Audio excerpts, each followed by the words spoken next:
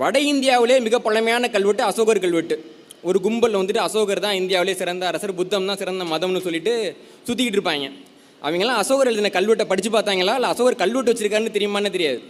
அவர்கள் கல்வெட்டில் அசோகர் குறிப்பிடுகிறார், நானும் எனது அரசு அதிகாரிகளும் யாருக்கு தானம் பண்ணணும்னா சிரமணர் என்கின்ற புத்த துறவிகளுக்கு தானம் செய்யுங்கள், அடுத்ததாக பிராமணர்களுக்கு தானம் செய்யுங்கள் என்று உங்களுடைய பேரரசர் அசோகரே எழுதியிருக்கிறார். அப்போ திட்டணும்னா துப்பு இருந்தா, மானம் இருந்தா, அறிவு இருந்தா அசோகர்லேருந்து திட்டு. அவன் முடியலை அப்படின்னா அமைதியாக இரு.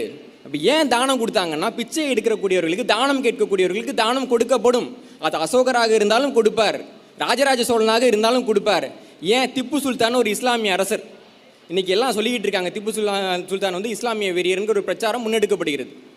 சங்கராச்சாரியருடைய மடத்தை மராட்டிய வீரர்கள் வந்து இடிக்கிறப்போ சங்கராச்சாரியார் யாருக்கு கடிதம் போட்டார்னா திப்பு சுல்தானுக்கு கடிதம் போடுறார். போட்டு இந்த மாதிரி மடத்தை உடைச்சிட்டாங்க, எங்களுக்கு வந்து ஆண்டுக்கு இவ்வளவு பக்கோடா தேவைப்படுது, மடம் உடந்தி கிடக்கின்றப்போ இப்படி ஒரு உதவி கேட்டுட்டாரே அப்படிங்கிறதுனால திப்பு சுல்தான் சங்கராச்சாரியரோட மடத்தை வந்து சரி பண்ணி அவருக்கு ஆண்டுக்கு இவ்வளவு பொற்காசுகள் என்று தானம் கொடுத்தார். அப்போ திப்பு சுல்தானா நீ என்னன்னு சொல்லுவ? இந்து மத வெறியரா?